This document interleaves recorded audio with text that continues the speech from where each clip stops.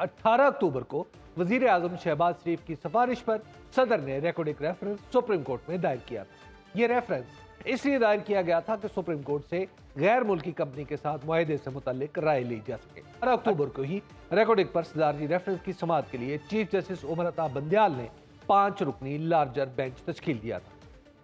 इस केस की और बल्कि इस रेफरेंस की समाअत में मजमूई सूरत हाल क्या रही, अहम सवालात क्या उठाए गए और अहम जवाब क्या दिए गए, इस पर बात करने के लिए हमारे साथ मौजूद हैं हमारे कोर्ट रिपोर्टर अदील सरफराज। अदील, ये बताइएगा कि इतनी 17 समातें हुई इस रेफरेंस के ऊपर, अहम तरीन सवालात क्या उठे मजमूई तौर पर पहले दिन से लेकर आज तक? जी शुक्रिया हबीब साहब। इस केस के अंदर बुनियादी तौर पर जो सदारती रेफरेंस है उसमें 2 सवालात उठाए गए थे जो रखे गए थे सुप्रीम कोर्ट के सामने। उनमें पहला सवाल ये था कि जो मुआहिदा बैरक गोल्ड कंपनी के साथ हुकूमत पाकिस्तान ने किया है, क्या वो मुआहिदा जो सुप्रीम कोर्ट का 2013 का फैसला है उससे मुताबिकत रखता है, उसके मुखालिफ तो नहीं है। और दूसरा सवाल जो सुप्रीम कोर्ट के सामने रखा गया सदारती रेफरेंस में वो बिल जो हुकूमत पाकिस्तान ने इस मुआहदे के हवाले से बनाया है। उस बिल को कहा जा रहा है कि वो बिल इंटरनेशनल जो मुआहदे हैं, इंटरनेशनल जो इन्वेस्टमेंट है, फॉरेन इन्वेस्टमेंट बिल जो है 2022, उसकी तौसीक चाह रही है सुप्रीम कोर्ट से हुकूमत। और वो चाह रही है कि अदालत हमें ये बताए कि इसके अंदर कोई कानूनी, इसमें अगर कोई सिकम है या इसमें कोई गुंजाइश बाकी है तो उसको हम दुरुस्त कर लें। अदरवाइज़ इसके ऊपर जो अदालती मुआवनीन है उन्होंने भी इस ना सिर्फ मुआहदे पर बल्कि जो कानून बनाया गया है, जो मुजवज़ा कानून है, इसकी उन्होंने हिमायत की है। और ये कहा है कि ये जो बिल है ये अब ज़रूरत बन चुका है, क्योंकि एक बुनियादी वजह, जैसा कि हबीब साहब आपको मालूम है, कि इस वक्त पाकिस्तान के ऊपर जो ICSID का अवार्ड है वो तकरीबन 10 अरब डॉलर का है। और उस अवार्ड से पाकिस्तान को काफ़ी ज़्यादा नुकसान उठाना पड़ सकता है अगर 15 तारीख जो डेड लाइन है 15 दिसंबर की, उस वक्त तक ये मुआहिदा जो है इसके ऊपर दस्तखत नहीं होते। गुज़िश्ता एक समाअत पर चीफ जस्टिस ऑफ पाकिस्तान ने बैरक गोल्ड के वकील से ये सवाल भी किया था कि क्या, क्योंकि अब हमें वक्त भी दरकार होगा अपना फ़ैसला या अपनी राय तहरीर करने में, तो क्या जो 15 तारीख की डेड लाइन है इसमें मज़ीद भी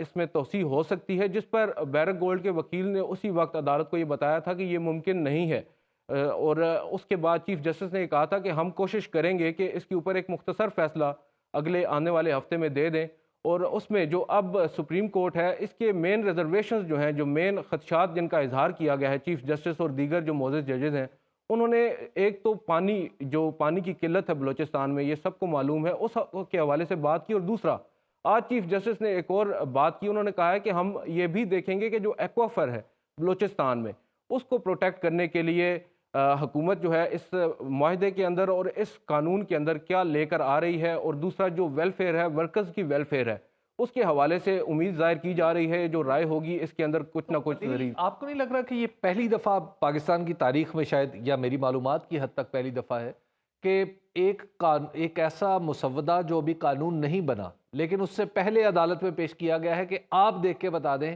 कि इसमें कोई गैर कानूनी चीज़ तो नहीं है, गैर आईनी चीज़ तो नहीं है? बिल्कुल, आपने राइटली पॉइंट आउट किया है। और ये पहली एक इंस्टेंस है, अगर मेरी भी जो अगर याददाश्त दुरुस्त है तो इससे कबल हमने ऐसा कभी नहीं देखा। और इस बात का इजहार मोअज़्ज़ज़ जजेज़ ने खुद भी किया है। इस मुकदमे की जो 17 समातें हुई हैं उसके दौरान मुतअद्दिद बार ये सवाल उठाया गया है कि अभी एक कानून हवा में है, उसकी हम पहले से तौसीक कैसे कर दें। जिस पर बारहा जो वकला हैं या जो अदालती मुआवनीन हैं वो अदालत को इस बारे में जो है उनकी मुआवनत करते रहे कि ये अब ज़रूरत बन चुका है। और किसी भी तरह से, क्योंकि अदालत को ये बात भी मालूम है कि जो बैनुल-अक़वामी कंपनी है जो सरमायाकारी के लिए यहाँ पर एक मरतबा फिर रजामंद हुई है, उसकी एक रिक्वायरमेंट है कि वो सुप्रीम कोर्ट को पहले से ऑन बोर्ड लें ताकि उसके बाद उनको इस तरह के मसाइल का सामना न करना पड़े जो 2000 पहले सुप्रीम कोर्ट ने ही ये मुआहिदा जो था रेकॉर्डिक के साथ उसको कलअदम करार दिया था। और उसमें डॉक्टर समर मुबारक मंद ने उस वक्त बड़ा इंपॉर्टेंट रोल प्ले किया था। उन्होंने अदालत में जाके ये दावा किया था कि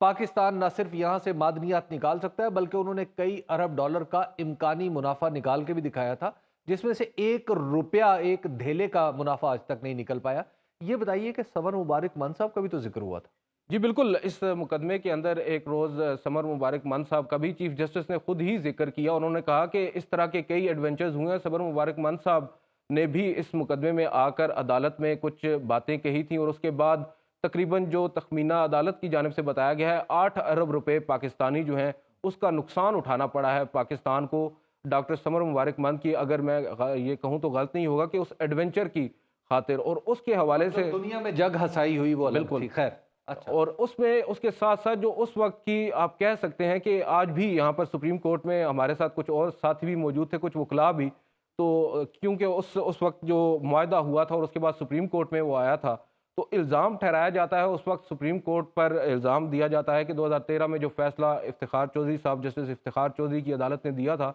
उसके बाद पाकिस्तान को इतनी बड़ी सबकी का सामना करना पड़ा बैनुल अक़वामी सतह पर। लेकिन उसके पीछे अगर थोड़ा सा चले जाएं तो उसमें भी जो उस वक्त की हुकूमत थी या उस वक्त के जो जिम्मेदारान थे, उन लोगों ने जो मुआहिदा किया था वो ठीक तरह से ड्राफ्ट भी नहीं हुआ था, जिस वजह से इन द फर्स्ट प्लेस वो मुकदमा सुप्रीम कोर्ट में आया था और फिर सुप्रीम कोर्ट को एक फैसला देना पड़ा। इसमें बुनियादी तौर पर अब जो मुआहिदा हुकूमत पाकिस्तान ने किया है, इसमें अव्वल तो जो नज़र आ रहा है, जो अभी तक इसके हमने क्रीडेंशियल्स देखे हैं, जो इसका जो डिटेल्स हैं इस मुआहिदे की, उससे ये ज़ाहिर होता है कि ये मुआहिदा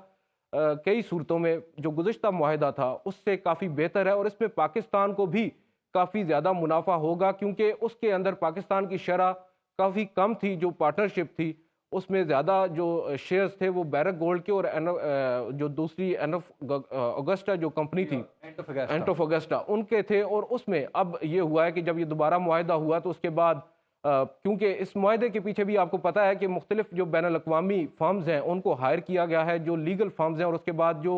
फाइनेंशियल फर्म्स हैं उन्होंने उसके बाद इनके सामने ये एक तरतीब दी, एक मुआहिदा। गैर मुल्की माहिर भी कुछ पेश हुए थे, कुछ बाहर से भी लोग पेश हुए थे अदालत के सामने। जी बिल्कुल, ये वही लोग हैं जिनकी खिदमात हुकूमत पाकिस्तान ने हासिल की थी इन द फर्स्ट प्लेस इस मुआहिदे को आगे लेकर जाने में, क्योंकि पाकिस्तान अब बंद गली में आकर रुक चुका था और पाकिस्तान के पास कोई और रास्ता नहीं था। फिर उसके बाद ये दो कंपनियां थीं, इन्होंने पाकिस्तान को ये रास्ता दिया और उसके बाद जो दो कंपनियां पहले शेयर होल्डर थीं उनमें से एक के अब जो शेयर्स हैं वो पाकिस्तान ने, जो 50% शेयर्स थे वो पाकिस्तान ने अब ख़रीद लिए हैं इस मुआहिदे की सूरत में, जो कि 15 तारीख से लागू होगा अगर इस पर दस्तखत होते हैं। 50%, जिनमें आपको मालूम है कि 25% जो है वो वफाकी हुकूमत, जबकि हमारे सामने 3 रास्ते हैं इस वक्त। एक ये है कि हम $10 अरब का जुर्माना भर दें, जिसका फैसला हमारे खिलाफ हो चुका है। दूसरा ये है कि हम इस कानून को मंजूर कर दें, यानी ये जो कानून पेश किया गया है, और ये भी अदालती तारीख और कानूनी तारीख का एक नादिर वाक़या है कि कानून बना नहीं लेकिन पहले वो अदालत में पेश हो रहा है। और तीसरा ये था कि हम किसी और कंपनी से मुआहिदा करते नए सिरे से और बैरक गोल्ड वगैरह का जुर्माना अदा कर देते, लेकिन इसमें तो मेरा ख्याल अदालत को भी ये बताया गया है कि ऐसी कंपनी से कुछ बातचीत चली थी लेकिन वो ये जुर्माना अदा करने के लिए तैयार नहीं थे। जी बिल्कुल, इस तरह की बात सामने आई थी और कुल तकरीबन 11 से 12 कंपनियां हैं पूरी दुनिया में जो इस सतह पर जो फर्स्ट ईयर का जो आप कह सकते हैं कि मादनियात हैं उनको निकालने की हिम्मत और सकत रखते हैं। उनके हवाले से अब पाकिस्तान के पास और ऑप्शंस मौजूद नहीं थे। आज भी बैरिस्टर फ़ारूक नसीम ने इस बात पर ही आर्गूमेंट किया है कि इस वक्त जो सबसे टॉप टियर की जो कंपनी है वो बैरक गोल्ड ही है और उसके अंदर ही इतनी सकत है कि वो यहाँ से बिल्कुल। जी, बहुत शुक्रिया आदिल सरफराज कि आपने हमें इस अदालती समाअत की तफसीलात से आगाह किया।